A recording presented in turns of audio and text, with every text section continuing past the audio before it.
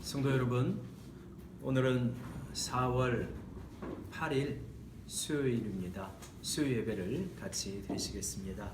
사도신경으로 우리의 신앙을 고백하며 예배를 시작합니다. 전능하사 천지를 만드신 하나님 아버지를 내가 믿사오며 그 외아들 우리 주 예수 그리스도를 믿사오니 이는 성령으로 잉태하사 동정녀 마리아에게 나시고 본디오 빌라도에게 고난을 받으사 십자가에 못 박혀 죽으시고 장사한 지 사흘 만에 죽은 자 가운데서 다시 살아나시며 하늘에 오르사 전능하신 하나님 우편에 앉아 계시다가 저로로서 산자와 죽은 자를 심판하러 오시리라. 성령을 믿사오며 거룩한 공회와 성도가 서로 교통하는 것과 죄를 사하여 주시는 것과 몸이 다시 사는 것과 영원히 사는 것을 믿사옵나이다. 아멘. 찬송가 27장 빛나고 높은 보좌와 같이 찬송합니다. 잘 녹화되고 있습니까? 네, 27장입니다.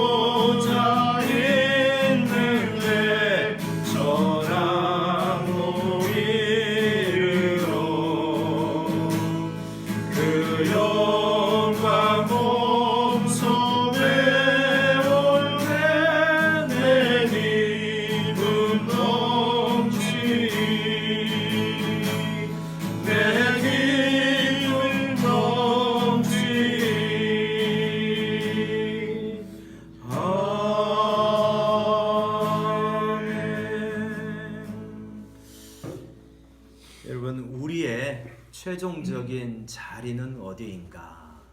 이 땅에서 살아갈 때 요한계시록을 받는 성도들은 이제 많은 핍박 가운데 있고 어려움 가운데 있었지만 또 그들이 눈을 들어서 우리들이 종국적으로 자리하는 영광의 보좌의 자리 앞에 시온산에서 14만 4천 명이 되어서 주님을 찬양하는 승리의 무리들 안에 있는 것을 바라보지 않았습니까?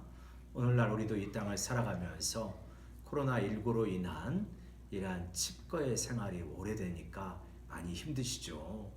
요즘 병원 가운데 잘 되는 병원이 정신과라고 합니다. 우울증을 앓는 분들이 많아가지고 참 너무나 얼마나 힘들고 어렵다는 이야기입니까? 이러할 때 우리가 눈을 들어서 우리가 머물러야 될 자리, 머무르게 될 자리, 하나님의 보좌 앞 어린 양의 시온의 성산에서 주 승리의 찬가를 부르는 그러한 모습들을 생각하면서 이 어려움들을 잘 믿음으로 이겨내기를 원합니다. 우리 지난 3일간의 삶을 생각하면서 하나님의 은혜로 우리를 붙들어 주심에 대해서 감사하고, 특별히 코로나19로 인하여서 어려움을 당하고 있는 이러한 나라들, 특별히 미국이라든가 이태리라든가 스페인이라든가 영국은 총리도 중환자실에 들어가지 않았습니까? 참 많이 어렵습니다. 이러한 어려움 속에 있는, 특별히 미국에서, 우리 형제의 나라라고까지 볼 수 있는 미국에서 너무나 많은 사람들이 아픔을 당하고 죽음을 당하고 있는데 잘 이겨낼 수 있도록 또 미국의 성도들을 위하여서도 같이 기도했으면 좋겠습니다. 같이 기도하십시다. 아버지 하나님, 이 시간에 저희들이 함께 수요 예배로 나아갈 수 있도록 해주시니 감사합니다. 아버지 하나님, 지난 3일 동안도 하나님께서 우리를 붙들어 주시고 하나님께서 지켜주신 은혜를 감사합니다. 아버지 하나님, 정말 믿음으로 살아갈 수 있는 그러한 저희 모두가 되어줄 수 있도록 하나님이여 도와주시기를 간절히 기도하고 주님 원하옵나이다. 아버지 하나님, 하나님 앞에 간절히 간구하오니 깨어있는 저우리로 살아갈 수 있도록 하나님이여 도와주시고, 특별히 미국의 아버지 하나님 많은 그리스도인들도 아픔을 당하고 스페인, 영국, 이탈리아, 유럽, 또 이웃 일본, 하나님의 많은 어려움을 당하고 있습니다. 아버지, 이러한 위기 속에서 우리를 잘 지킬 수 있도록 주님께서 도와주시고, 그 땅의 그리스도인들이 아버지 하나님이여 주님이 오실 날을 대비하여 깨어있는 자리가 되게 하시고, 그 아픔과 어려움 가운데서 특별히 많은 형제 자매들이 죽는 이란 현실 가운데서 아버지 하나님이여 정말 이 땅을 긍휼히 해주시고, 우리들이 하나님 아버지 정말 이러한 이 땅의 수많은 빈부격차와 아버지 하나님이여 불의와 악함과 이런 것들을 멀리하고 의로운 나라를 향하여서 나아갈 수 있도록 주님이 도와주시고, 코로나19로 인한 큰 어려움들을 잘 이겨낼 수 있도록 하나님이여 도와주시옵시기를 간절히 기도하고 주님 원하옵나이다. 주님께서 붙들어 주시고 주님이여 이끌어 주시옵소서.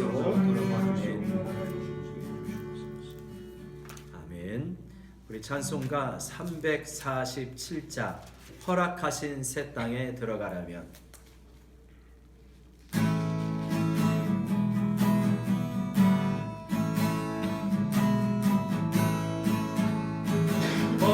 허락하신 새 땅에 들어가려면 마음의 준비를 하여 일서 일하세. 여호수아 돈 받아 앞으로 가세. 우리 거할 조소는 주님 품일세. 시험할 난 당해도 낙심 말고서 맘의 걱정 버리고 일서 일하세. 여호수아 본 바다 앞으로 가세. 우리 거할 조소는 주님 품일세. 앞서가신 예수님 알아보면서 모두 마음을 아파요 힘써 일하세. 여호수아 본 바다 앞으로 가세. 우리 거할 조소는 주님 품일세. 일할 곳이 아직도 많이 있으니 담대하게 나가서 힘써 일하세. 여호수아 본 바다 앞으로 가세. 우리 거할 조소는 주님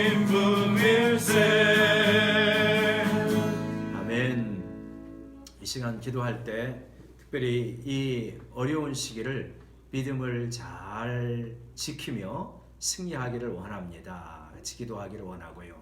이 어려운 시기에 정말 어려워하는 지체들 많습니다. 특별히 생업의 현장 가운데 큰 타격을 받고 또 매출이 50% 뭐 70% 급감한 가운데 참 어려운 이러한 시기를 겪고 있는 지체들을 위하여 같이 기도하고요. 특별히 또 많은 교회들 어렵죠. 부산 아니 대구, 경북 여기 지역에 있는 그러한 많은 어려운 교회들 하나님께서 긍휼히 여겨주시고 또 서울 경기라고 예외겠습니까? 고강도 사회적 거리두기가 진행이 되니까 주일날 모이지 않고 그러다 보니까 헌금이 되어지지 않아서 교회 운영 자체가 힘든 그러한 교회들도 많습니다. 이러한 교회를 위하여서 기도하고요. 특별히 우리가 헌금하고 또 그렇게 도우려고 하는 필리핀 랑칸의 주민들 많은 선교지가 어렵겠지만 랑칸의 주민들 하루 벌어 하루 먹고 사는 형제들이 일하지 못하기 때문에 많은 어려움을 겪고 있는데 하나님께서 좀 긍휼히 여겨주시고 또 이 어려움을 잘 이기게 해달라고 우리가 같이 한번 어려운 지체들을 생각하고 생업의 어려운 지체들을 또 생각하면서 기도하고 이 시간 말씀을 위하여서도 같이 기도하기를 원합니다. 같이 기도하겠습니다. 아버지 하나님, 이 시간에 우리들이 함께 기도합니다. 특별히 아버지 코로나19로 인하여서 생업에 어려움이 있는 많은 지체들이 있습니다. 아버지 하나님이여 기회를 주시옵소서.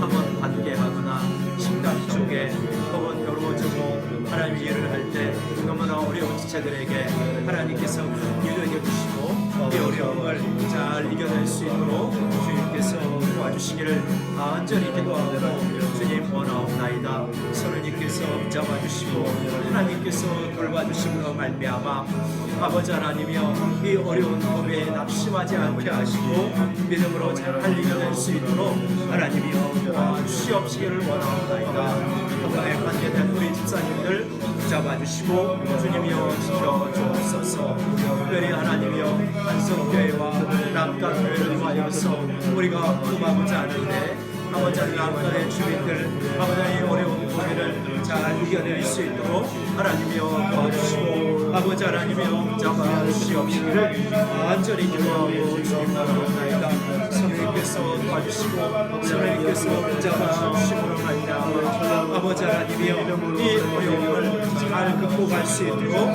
주님이여 도와주시옵시고 아버지 하나님 형제들 아버지 하나님이여 정말 우리 대장성 회장님 또 미국의 아버지 예진이 하나님 일하는 분들을 잘 이겨낼 수 있도록 주님께서 도와주시고 아버지 하나님이여 학교가 개학했지만 학교에 입학도 하지 못하고 어려운 시기를 보내고 있는 우리 신입생들 하나님이여 잡아주시고 잘 이겨낼 수 있도록 아버지 하나님이여 도와주시기를 간절히 기도하고 주님 원하옵나이다. 우리 마음을 주님 붙잡아주시고 시간 깨어서 하나님 앞에 예배드리고 하나님의 말씀을 잘 전할 수 있도록 아버지 하나님이여 도와주시고 주님께서 붙잡아 주시옵시기를 간절히 기도하고 주님 원하옵나이다. 성령님께서 도와주시고 주님이여 붙잡아 주옵소서.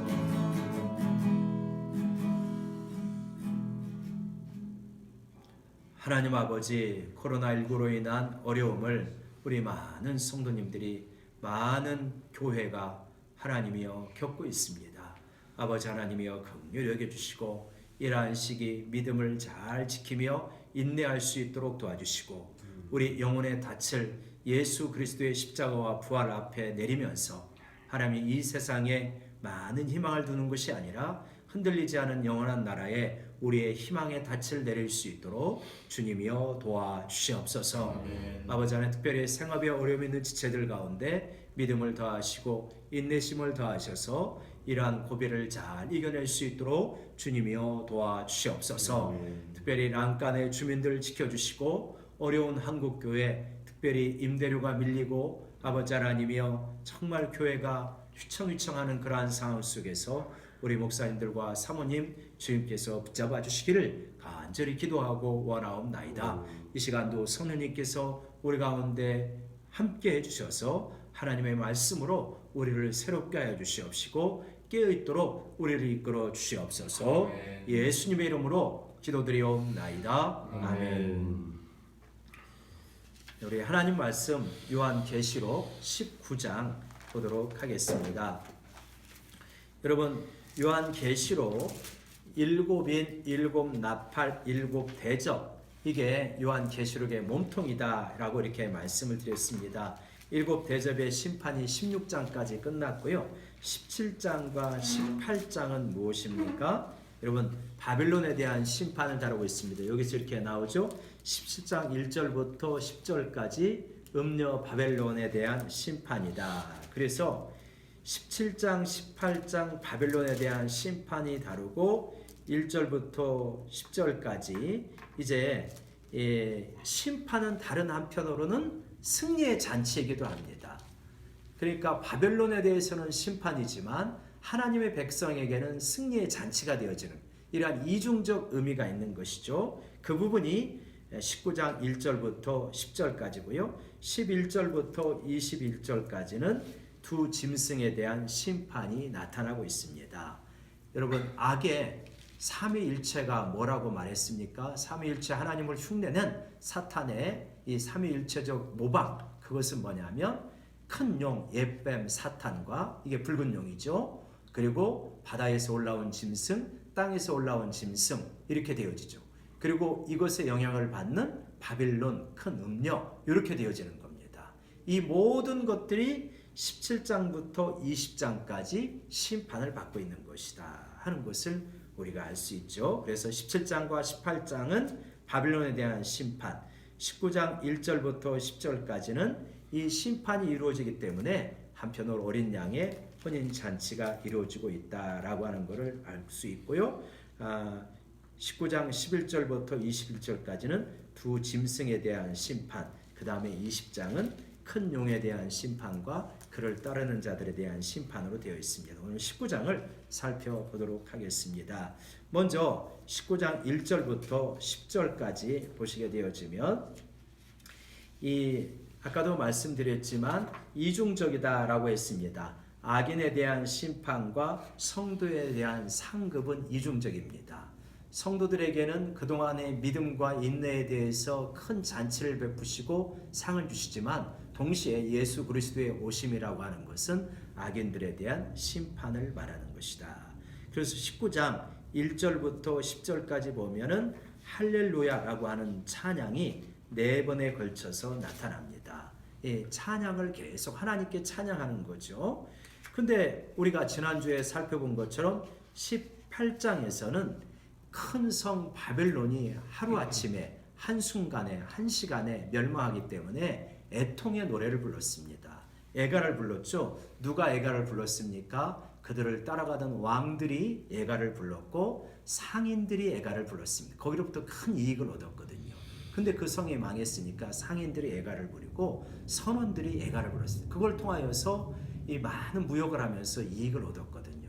그래서 바벨론을 통하여서 큰 유익을 얻었던 왕들, 선원들, 그 다음에 상인들이 애가를 불렀습니다. 여러분, 이 자본주의 사회에 지금 코로나19로 인하여서 꼼짝 못하고 있는 이러한 모습을 보면서, 여러분, 엄청난 돈이 코로나 때문에 주식시장에서 날아갔다고 했잖아요.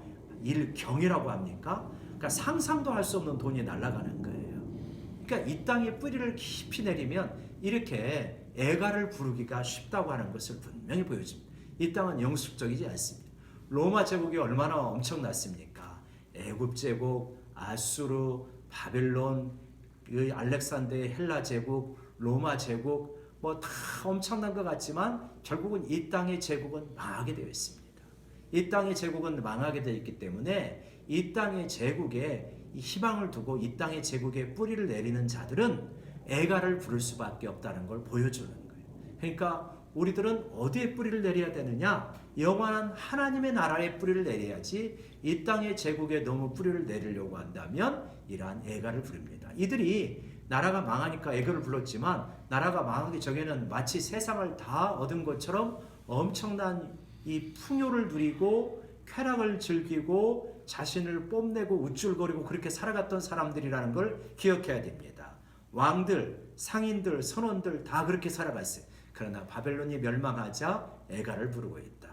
이 땅에 부귀영화의 뜻을 두면 이렇게 될 수밖에 없다라고 하는 걸 보여주는 대목이죠. 반면에 이 땅에서 바벨론 하에서 신음을 받았던 사람들은 어떻게 됩니까? 이제 주님의 오심으로 말미암아 이들이 상급을 받고 또 찬양을 부르는 모습을 볼 수 있습니다.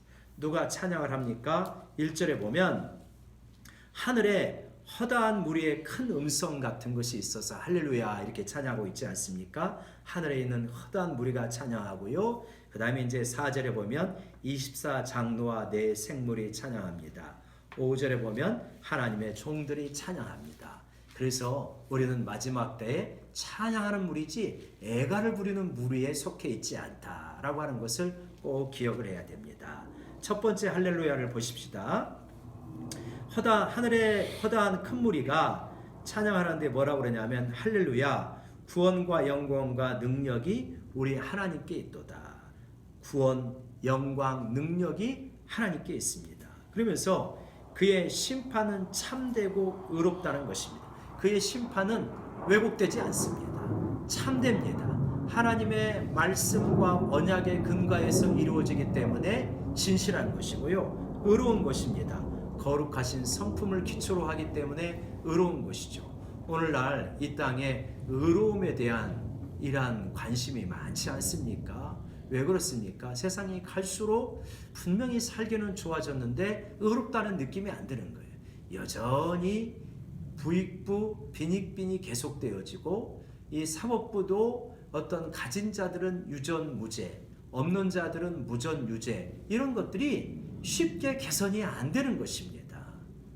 그러나 하나님의 심판은 어떻습니까? 하나님의 심판은 의로운 거예요. 여러분 이번에 코로나19를 보면서 정말 이 세계라고 하는 것이 얼마나 약육강식의 세계인가라고 하는 것을 알 수 있지 않습니까? 조금만 어려우니까 어떻습니까? 우리나라는 그렇지 않지만 조금만 어려우니까 다른 사람 모르겠다. 내가 먼저 휴지, 쌀, 뭐 다 사재기 하잖아요. 힘이 있어. 그건 뭐 백성들만 그런 게 아니라 국가와 국가 간에도 그렇게 사재기가 이루어지는 거죠. 우리가 그러한 어떤 이 세상을 살아가고 있는 거죠. 그래서 하나님의 어떤 이 심판은 어떻게 되냐? 참되고 의롭다라고 하는 것을 말해주고 있습니다. 그래서 그 심판 앞에 퀘스천 마크를 붙이거나 이의를 제기할 수 없다는 거죠. 하나님의 심판은 참되고 의롭기 때문에. 그러면서 이제 음녀를 심판을 하시는데 2절에 보면 음행으로 땅을 더럽게 한 큰 음녀를 심판하사 자기 종들의 피를 그 음녀의 손에 갚으셨도다. 심판의 이유가 무엇입니까? 음행으로 땅을 더럽게 한 겁니다. 우상을 숭배하면서 이 땅이 얼마나 도덕적으로 타락하고 음란했는지 그러한 것을 심판하시는 거죠. 그것뿐만 아니라 그 음행을 동조하지 않는다고 해서 하나님의 종들의 피를 많이 흘리지 않았습니까? 그것에 대한 심판은 의롭다는 거예요. 그 심판은 정당하다는 거예요. 그리고 진실되다. 그거를 우리가 찬양하라. 그래서 나중에 우리도 이렇게 찬양할 것입니다. 할렐루야. 하나님의 구원과 심판은 누구도 이의를 제기할 수 없을 만큼 의로운 심판입니다. 라고 찬양하게 되는 거죠. 두 번째입니다. 3절에 보면 두 번째로 할렐루야 하니 그 연기가 세세토록 올라가더라. 이 연기는 무슨 연기입니까? 이 로마 신화가 한 제국이 망할 때 여러분 고대 시대 때 한 제국이 망하면 어떻게 되어집니까? 그 도시를 다 불살르지 않습니까? 이 로마가 카르타고 하니발로 유명한 카르타고하고 전쟁을 하고 이제 스크피오 장군이 승리를 목전에 두었습니다. 그래서 카르타고를 완전히 함락을 시키고 정말 그 도시를 다 함락시키고 그 위에 소금을 뿌릴 것인가 이거에 대해서 이 스코피오 장군이 주저하고 이 원로원에 이걸 어떻게 할 건지 의뢰를 하게 됩니다. 원로원에서 답변이 오기를 카르타고를 완전히 함락시키고 허물어뜨려라. 그래서 마침내 이제 로마가 마지막으로 밀고 가서 카르타고를 다 함락시키고 불태우고 거기에 죄를 뿌립니다. 그때 이 일을 했던 전쟁을 승리로 거두었던 이 위대한 이 역전의 용장의 눈에서 눈물이 나오는 거예요. 눈물을 흐르고 있습니다. 그러니까 그 옆에 있던 장군이 묻습니다. 장군님, 이렇게 승리를 거두고 적의 도시를 파괴시키고 있는데 왜 눈물을 흘립니까? 그랬더니 나는 지금 무너져가는 카르타고를 바라보면서 로마의 종말을 생각한다. 어떤 도시도 영원한 도시가 있을 수 없다. 로마도 언젠가는 이렇게 불타고 잿더미로 사라질 거 아니냐. 그래서 눈물을 흘리고 있었던 그러한 장면이 있었죠. 그것이 실제로 그의 이야기가 옳았다는 걸 알죠. 476년에 게르만 용병들에 의해서 로마는 처참하게 황폐해지고 무너지게 되는 것입니다. 그래서 이 세상 바벨론 제국도 그렇고 로마 제국도 그렇고 지금의 어떤 강력한 제국도 그렇고 결국은 멸망하게 되어집니다. 하나님을 섬기지 않는 바벨론 제국이 멸망하게 되는데, 근데 그 연기가 세세토록 올라가더라. 뭐라는 겁니까? 이게 심판의 영원성을 말합니다. 심판이 한번 그치고 이제 다시 금방 회복되더라 라고 하는 것이 아니라 이 음녀 바벨론에 대한 심판은 세세토록 심판의 연기가 올라가더라 라고 하는 것을 말해주고 있는 그러한 장면입니다. 그리고 이제 4절부터 보면 24장로와 네 생물이 엎드려 가지고 아멘 할렐루야 이렇게 하면서 그러면서 5절에서 보좌에서 큰 음성이 나서 이르시되 하나님의 종들 곧 그를 경외하는 자 너희들아 작은 자나 큰 자나 다 우리 하나님께 찬송을 올려라. 그래서 하나님의 종들이 하나님 앞에 찬송을 올리게 되어집니다. 그래서 찬송을 올리시는데 어떤 찬송이 나오냐면 우리가 7절, 6절부터 보면 6절 후반절에 할렐루야, 네 번째 할렐루야가 나오죠. 할렐루야, 주 우리 하나님 곧 전능하신 이가 통치하시도다. 우리가 즐거워하고 크게 기뻐하며 그에게 영광을 돌리세. 어린 양의 혼인 기약에 이르렀고 그의 아내가 자신을 준비하였으므로. 그래서 어린 양의 혼인 잔치가 이루어지게 된다는 겁니다. 그의 아내는 누구겠습니까? 우리 믿는 믿음의 백성이죠. 교회를 말하는 것입니다. 이거는 이제 우리가 이스라엘의 경우에 결혼식을 우리가 보면은 이 결혼식을 배경으로 해서 이 말씀을 쓰고 있다라고 하는 것을 알 수 있습니다. 여러분, 예수님 어머니 마리아가 그 아버지 요셉과 정혼하였을 때 성령으로 잉태된 것이 나타나서 그래가지고 요셉이 가만히 이를 끊고자 하는 그런 장면이 있지 않습니까? 정혼과 결혼의 차이는 무엇입니까? 정혼을 하게 되면 1년의 시간을 두고 나서 결혼식을 하고 합방을 하게 되어집니다. 왜 1년의 시간을 두는지는 명확하죠. 그래서 혹시라도 무슨 문제가 있을까봐 1년의 시간을 두는 겁니다. 그래서 이 정혼을 하면 실제로 부부와 사이이지만 실제로 1년 있다가 결혼식을 하게 됩니다. 가장 화려한 옷을 입고, 어느 나라의 결혼식이나 똑같죠. 가장 화려하고 깨끗하고 그리고 인생의 가장 큰 축제가 그의 결혼식 아니겠습니까? 그러니까 우리가 예수님을 만나는 것이 바로 그와 같은 것입니다. 우리는 이 땅에서 예수님을 믿음으로 말미암아 정혼한 신부가 된 거예요. 이미 정혼한 신부입니다. 예수님이 오실 때 결혼식이 이루어지는, 그럼 결혼식이 이루어질 때 신부가 가장 아름답지 않습니까? 이 주례자나 사회자가 오늘의 주인공 신부가 등장하겠습니다 이렇게 말하잖아요. 그러니까 이제 교회가 오늘의 주인공이 되는 거예요. 우주의 주인공이 되는 거예요. 신랑 대신 예수 그리스도의 옆에 혼인잔치로 신부로 서게 되는 겁니다. 근데 이 신부가 가장 예쁜 옷을 입는 거예요. 그 예쁜 옷이 무엇입니까? 8절에 보면 빛나고 깨끗한 세마포 옷을 입도록 허락하셨으니, 빛나고 깨끗한 세마포 옷, 그 당시 가장 값비싸고 귀한 옷이 세마포 옷인데 이 세마포 옷을 입는 것입니다. 그러면 그 세마포 옷은 뭐라고 말합니까? 성도들의 옳은 행실로다. 한번 따라해 봅시다. 옳은 행실. 너무 아름답습니다. 우리의 세마포 옷, 웨딩드레스가 뭐라는 겁니까? 옳은 행실이라는. 옳은 행실로 옷 입은 자들이 예수 그리스도와 함께 이 영원한 천국 잔치, 결혼식 잔치를 벌이게 되어집니다. 여러분, 그렇기 때문에 예수를 믿는다 하면서 이 땅에 여러 가지 죄악에 다 물들어 있으면 굉장히 위험한 겁니다. 천국 잔치에 참여할 수 있는지 심각하게 생각을 해봐야 되는 거예요. 옳은 행실입니다. 믿음으로 의롭게 되어지는 것이 이 신층이 믿음으로 의롭게 되어지는 것이 우리의 세마포 의식이기도 하지만 동시에 믿음으로 의롭게 되어지는 칭의가 되었다고 하는 것은 차츰차츰 뭐 하는 겁니까? 성화가 자연스럽게 되어져 가야 되는 거예요. 믿음으로 의롭게 되어졌다고 하면서 거짓말하고 두려워하고 음란하고 시기하고 질투하고 이런 사람들은 하나님의 나라를 유업으로 받을 수 없다고 말씀하셨습니다. 당연한 거죠. 믿음으로 의롭게 되어지면 성화에서 차츰차츰 이러한 것들이 사라져야 됩니다. 그리스도를 삶의 영역에서 자꾸만 달라가고 정직하고 수근수근 거리지 아니하고 미워하지 아니하고 용서하고 신실하고 이러한 성령의 열매들이 맺혀지고 이러한 옳은 행실을 입은 사람들이 이 천국 혼인잔치에 참여하게 되어진다라고 이렇게 말씀하고 있습니다. 여러분, 그렇기 때문에 우리가 이 잔치에 참여할 수 있도록 우리가 정말 믿음으로 의롭게 되어지는 칭의의 이 감격을 깨닫고 또 동시에 우리가 믿음으로 의롭게 되어졌기 때문에 나는 죽고 예수로 사는, 그래서 자꾸 나의 옛사람은 죽고 그리스도의 영이 내 안에서 역사하여서 그리스도의 진리와 그리스도의 사랑과 그리스도의 자유로움과 그런 걸로 이렇게 살아갈 수 있는 성화의 열매들이 자꾸 맺혀지기를 원합니다. 그래서 세마포 옷은 성도들의 옳은 행실입니다. 예, 이렇게 옳은 행실로 옷 입고 이제 잔치에 참여하게 됩니다.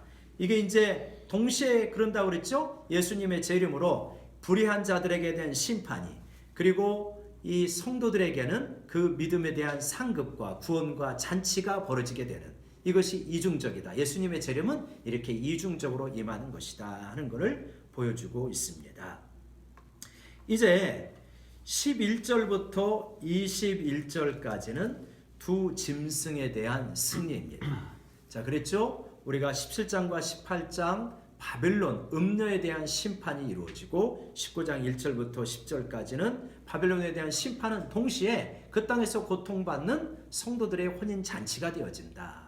그리고 이제 이 악의 삼위일체에 대한 심판이 이루어지는데 먼저 두 짐승에 대한 심판이 이루어지고 그 다음에 이제 붉은 용에 대한 심판이 이루어지게 되는 것입니다.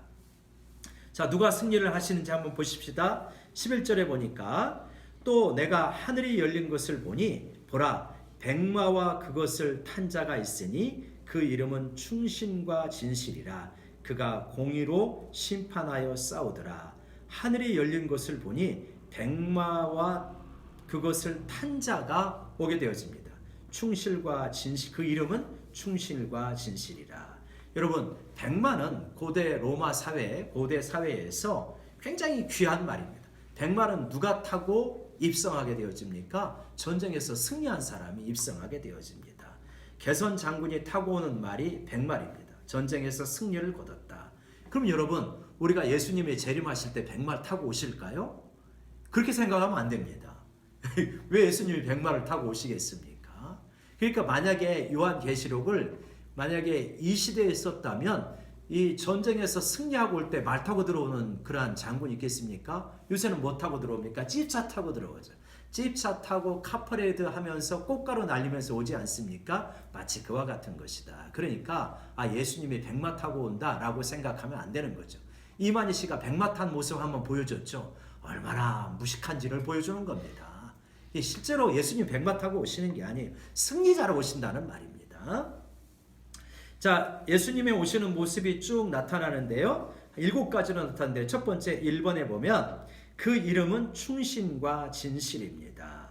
그래서 이제 충성되고 참된 증인이다. 다른 번역은 그렇게 똑같은 말을 번역하고 있는데요. 그러니까 충신과 진실이고요. 두 번째, 그는 어떻게 되어지냐면 11절 하반절에 보면 그는 공의로 심판하여 싸웁니다. 그의 심판은 공의롭습니다.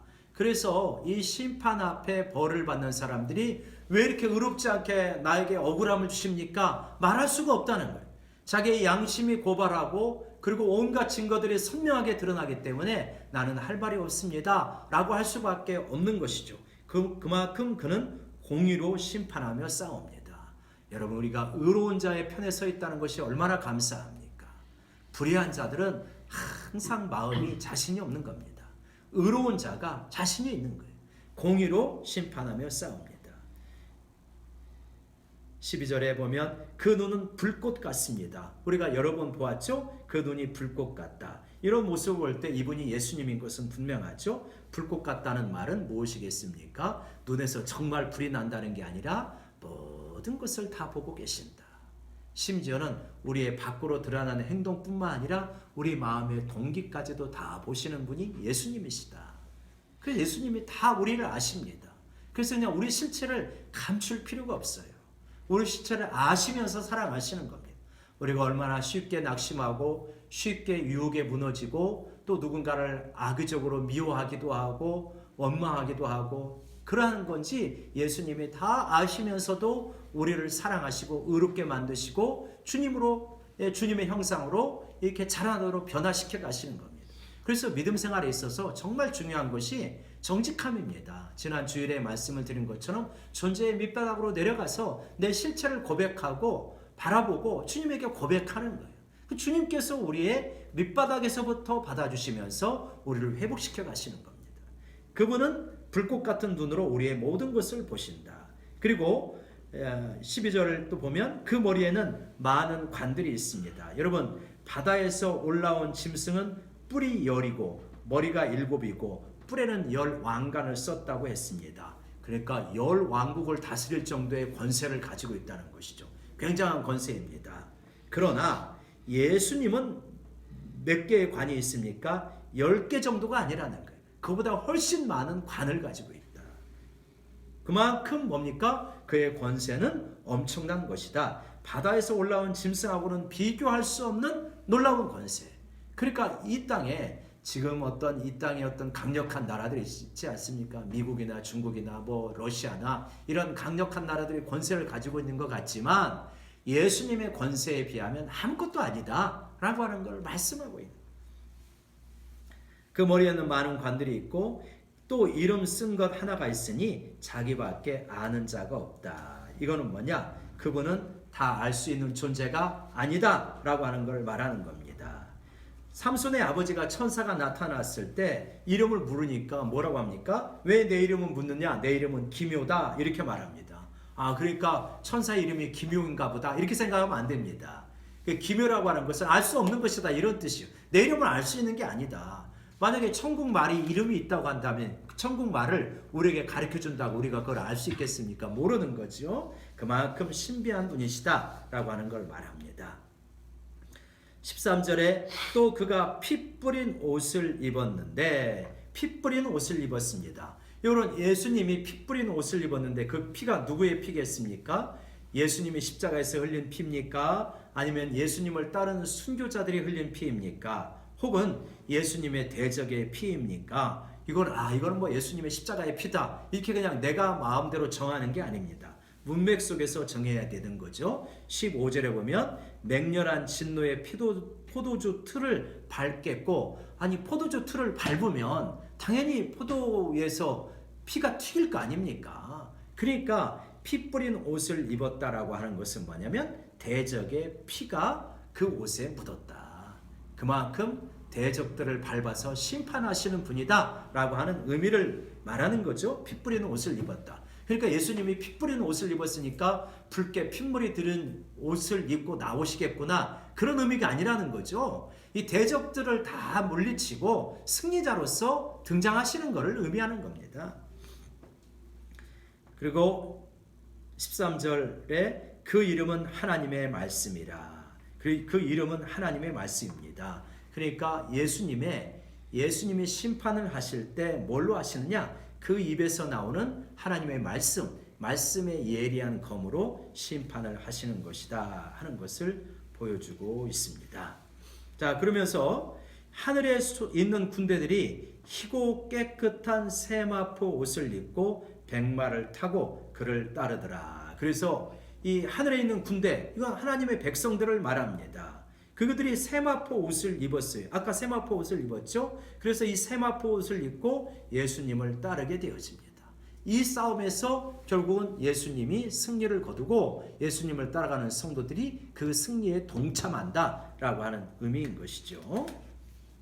그다음에 이제 15절부터 예수님이 승리를 거두시는데 이 심판이 세 가지 이미지로 나오게 되어집니다. 15절을 보면 어떻게 되어 있습니까? 그의 입에서 예리한 검이 나오고 또 철장으로 다스리고 맹렬한 진노의 포도주를 받겠다. 그래서 예수님께서 예리한 검이 입에서 나와 만국으로 치게 되어집니다.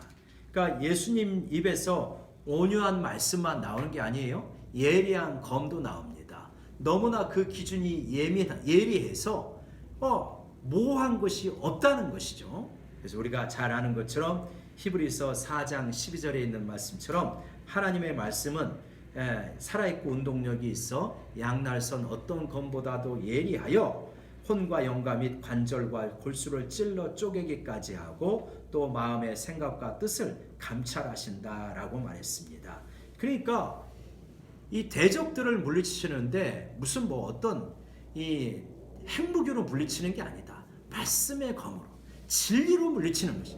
진리가 드러나니까 거짓들이 물러나게 되는 거예요. 어둠은 아무리 강력한 것 같아도 빛이 오면 어둠은 물러나게 돼 있잖아요. 마찬가지로 진리가 드러나니까 거짓들이 그동안 자신들을 속였던 거짓들이 다 드러나는 거예요. 나중에 마음의 동기까지 다 드러나게 됐을 때 얼마나 참 우리 인생들은 욕심을 따르고 수근수근거리고 누군가를 미워하고 악하게 행동했던 그 자기 인생의 실체가 진리의 빛 앞에 드러났을 때 얼마나 부끄러울까요? 진리의 검으로 심판하신다는 것은 바로 그러한 의미일 것입니다. 예리한 검으로 나와서 만국을 치겠고 그들을 철장으로 다스립니다. 철장으로 다스린다는 것, 철장이라고 하는 것은 철몽둥이를 말하는 거죠. 시편 2편 9절에서 그 철장으로 다스리는 이미지가 나오게 됩니다. 그러니까 이 왕들은 다 이런 호를 들고 있지 않습니까? 이게 권세를 말하는 겁니다. 그래서 이 왕의 권세를 가지고 다스린다. 이게 철장으로 다스린다. 그리고 맹렬한 진노의 포도주 틀을 밟겠다. 마치 포도주 틀을 밟으면은 거기서 포도물이 쭉 이렇게 포도주 틀에서 이제 밟으니까 으깨어지고 포도즙이 나오지 않습니까? 마치 그와 같이 이 어떤 심판이 전쟁에서 패한 자들의 어떤 이 패전의 무리 속에서 피가 강물처럼 흐르는 바로 그러한 것을 보여주고 있는 것이죠. 16절에 그 옷과 다리에 이름을 쓴 것이 있으니 그분은 누구냐? 만왕의 왕이요 만주의 주라 하였더라. 17절부터 보겠습니다. 17절과 18절을 보면 승리의 선포를 하게 됩니다. 또 내가 보니 한 천사가 태양 안에 서서 공중에 나는 모든 새를 향하여 큰 음성으로 외쳐 이르되 와서 하나님의 큰 잔치에 모여. 그러니까 천사가 공중에 나는 모든 새를 향하여 가지고 그래가지고 하나님의 큰 잔치에 모여가지고 18절 보면 왕들의 살과 장군들의 살과 장사들의 살과 말들과 그것을에 탄 자들의 살과 자유인들과 종들이나 작은 자나 큰 자나 모든 자의 살을 먹으라 하더라. 아우 어떻습니까? 끔찍한 장면이잖아요. 이것도 오늘날 20세기의 모습으로 이해하시면 안 됩니다. 고대 로마 전쟁이 벌어지는 그 장면을 상상하시면서 보시면 됩니다. 큰 전투가 있습니다. 큰 전투가 있어 적군을 완전히 섬멸하고 갔습니다. 그럼 적군을 섬멸하고 가가지고 이들을 묻어줄 사람들조차 없는 거예요. 그러면 누가 와서 그 적군의 시체를 훼손합니까? 들짐승이나 새가 와서 훼손하는 거예요. 새한테는 말하자면 일종의 큰 잔치입니다. 들짐승은 잔치예요. 패전한 백성들에게는 너무나 비참하고 고통스러운 품격 없는 죽음이지만 새들에겐 잔치가 벌어지는 것 같은 그러한 모습을 그러한 이미지를 사용하여서 정말 어떻습니까? 너무나 비참하다는 너무나 비참한 패배를 거두게 되어집니다. 그래서 여러분 보십시오. 한쪽에서는 결혼식의 잔치가 있습니다. 세마포 옷을 입은 신부가 어린 양 예수님과 함께 혼인 잔치를 벌어지는 한편의 잔치가 있고 이쪽 한편에는 새들의 잔치가 있는 시체가 널브러져 있고 새들이 와서 그 시체를 뜯어먹는 그러한 새들의 잔치가 벌어지게 되어진다. 이렇게 결국 극명한 대조를 보여주고 있는 것입니다. 여러분 이 땅에서 우리들이 조금 어려움을 당한다고 쉬이 낙심할 것이 아니라 우리들의 종말이 어떠한지를 꼭 바라보고 믿음을 가져야 됩니다. 우리가 어떤 잔치에 참여할지를 확신을 가져야 되는 것입니다. 바로 주님의 혼인잔치, 구원의 잔치에 참여한다. 그러나 주님을 끝까지 거부하고 이 세상 바빌론과 그 다음에 악을 쫓아가는 자들은 결국 새들의 잔치에서 비참해진다라고 하는 걸 말하는 것입니다.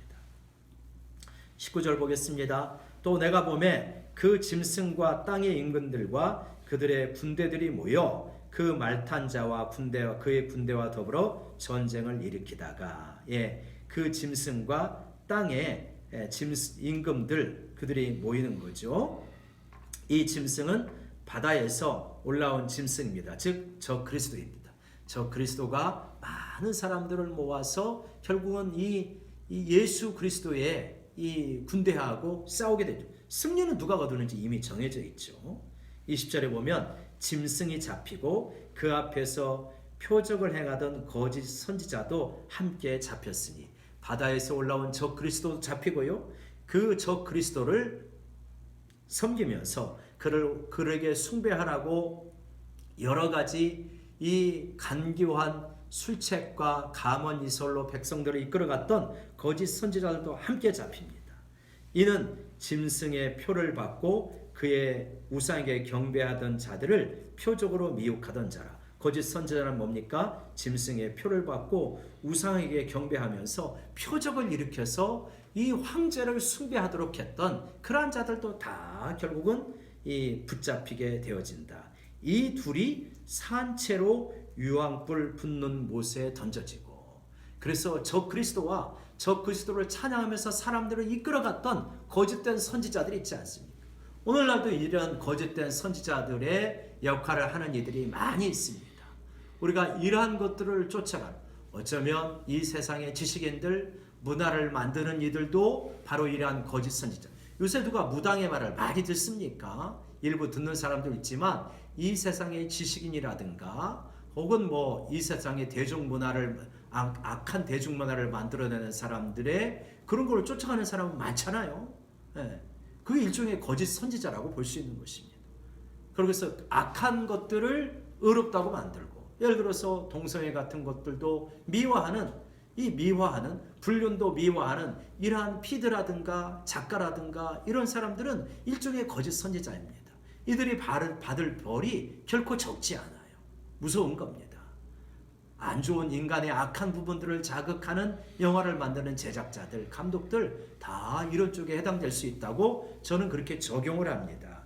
그래서 이들도 결국은 산채로 유황불 붙는 못에 던져지고, 진짜 산채로 유황불 붙는 못에 던져지겠습니까? 이것도 무엇입니까? 이것도 그 당시 어떤 전쟁의 이미지, 정말 적의 포로를 이렇게 불타는 곳에다 집어 던지는 그러한 이미지. 그러니까 꼼짝 못하게 완전히 비참한 최후를 맞이하게 된다, 그런 것을 말하는 거죠. 21절에 그 나머지는 말탄 자의 입으로부터 나오는 검의 죽음에 많은 새가 그들의 살로 배불리리라. 그래서 그 나머지들도 결국은 이러한 예수 그리스도의 권세에 의해서 죽게 되어진다라고 하는 것을 말하고 있습니다.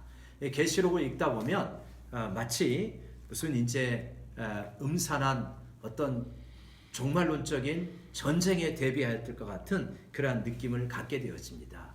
이게 지금 세계 3차 대전이 일어나는 것인가, 그러한 어떤 착각을 가지셔서는 안 됩니다. 이거는 실제로 이 땅에서 총과 칼로 일으키는 전쟁이 아닙니다. 한번 생각해 보십시오. 이거를 읽었으니까 그러니까 성도들이 그러니까 우리가 저 그리스도인 로마의 황제를 대항해서 칼로 들고 싸워야 된다, 이렇게 해서 전쟁을 한 것입니까? 안 그렇잖아요. 그러니까 로마의 황제를 위하여서 기도하고, 그러면서 그들은 믿음으로 살아갔고 로마의 타락한 어떤 이 검투사들의 문화라든가 음란한 영국이라든가 로마의 어떤 사치라든가 그런 것들에 대항하지, 그런 것들에 휩쓸리지 아니하고 그리스도인의 진리와 사랑의 문화를 만들어 갔습니다. 그게 영적인 전쟁이었고 그것이 결국은 승리를 거두게 된 것이죠. 오늘날도 마찬가지다. 무슨 어디 가서 칼 들고 뭐 창 들고 총 들고 싸우는 것이 아니라 이 땅의 거대한 어떤 바빌론의 문화하고 싸우는 것이 바로 영적인 전쟁입니다. 그 전쟁에서 자신을 더럽히지 않고 흰 옷을, 세마포 옷을 입게 되어질 때 천국 잔치에 참여하는 것이다 라고 이렇게 말씀하고 있습니다. 그래서 로마서에서 12장에서 이렇게 말하죠. 그러므로 너희가 이 세대를 본받지 말고 마음을 새롭게 함으로 변화를 받아 하나님의 선하시고 온전하시고 기뻐하는 뜻이 무엇인지 분별하도록 해라. 이 땅에서 모두가 정말 이렇게 어떤 로마, 바빌론과 같은 그러한 문화를 추구하면서 살아가는 이들이 많습니다. 그저 물질, 성공, 쾌락, 더 많은 소유, 더 높은 지위, 이거를 향해서 달려가는 사람들이 얼마나 많습니까? 자칫하면 거짓 선지자에게 속을 수 있는 것입니다. 우리는 이 땅에 그러한 것들이 악하다 말하지 않지만 믿음을 지키고 신실하게 영원한 나라를 바라보면서 이 땅에서 믿음으로 살아가는 것, 바로 그것이 우리들이 영적인 싸움에서 흰 옷을 입고 옳은 행실로 옷을 입는 것이다. 그러할 때 우리가 마침내 영원한 이 예수님의 혼인잔치에 참여하는 역사가 있게 되리라 믿습니다. 그래서 여러분, 코로나로 인한 어려움 가운데 너무 힘들어 하시지 말고 믿음으로 이 위기를 잘 극복할 수 있는 저희 모두가 되기를 원합니다. 우리 찬송가 352장 찬송하고요. 말씀을 생각하면서 영적인 전투에서 승리하도록 같이 기도하겠습니다. 찬송가 352장 십자가 군병들아.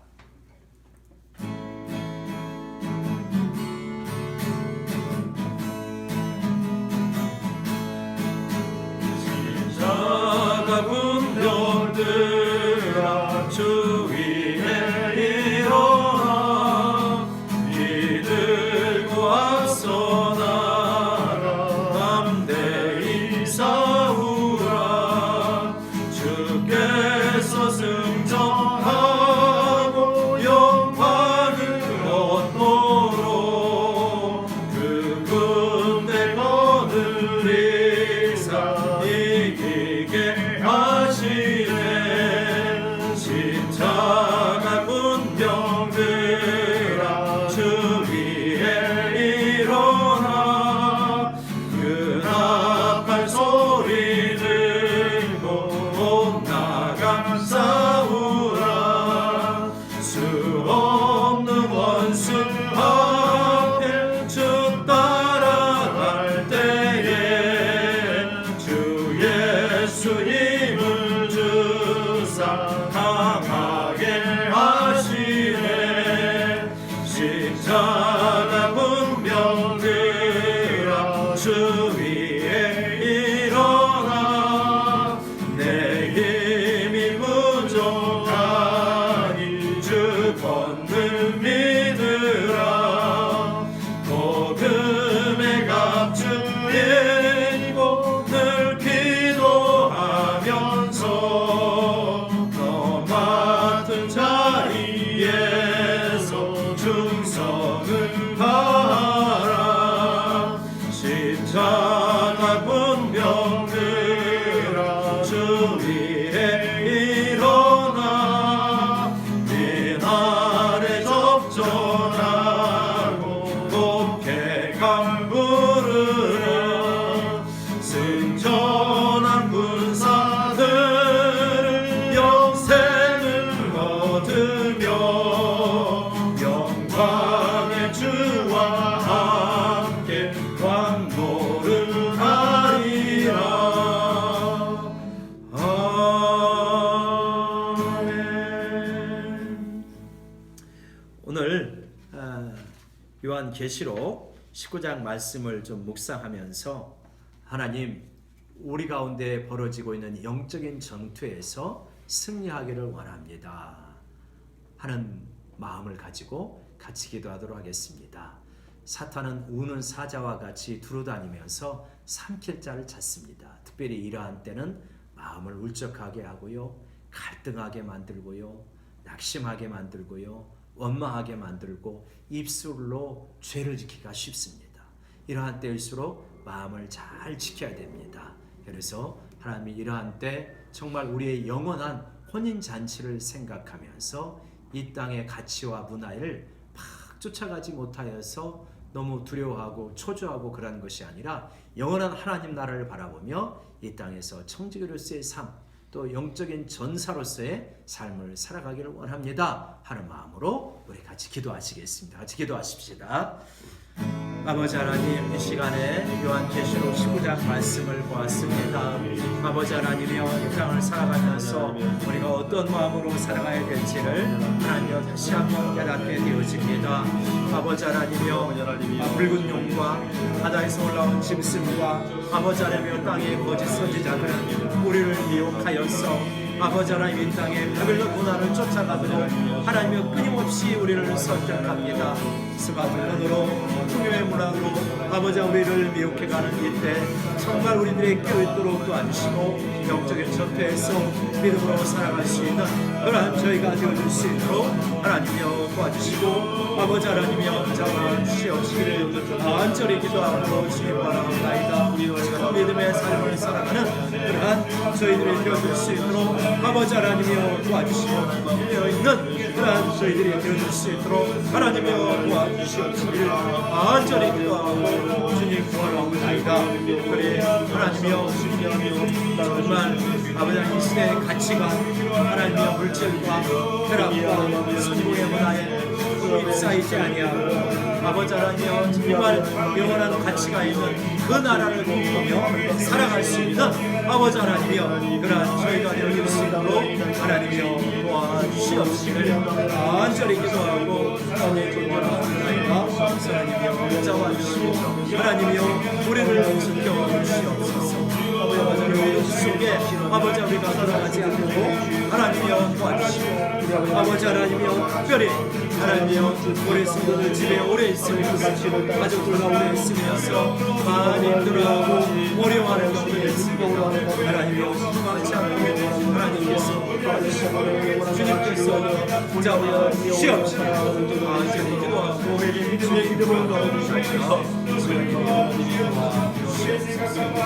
아버지 하나님이여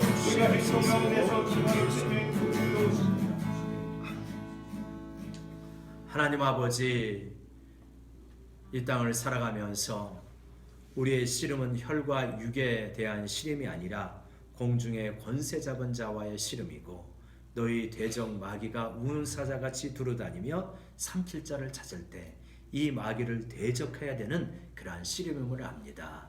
이 세대를 본받지 말고 마음을 새롭게 함으로 말미암아 하나님의 선하시고 기뻐하시고 온전하신 뜻을 분별하고 그 뜻을 따라가야 되는 씨름임을 다시 한번 기억합니다.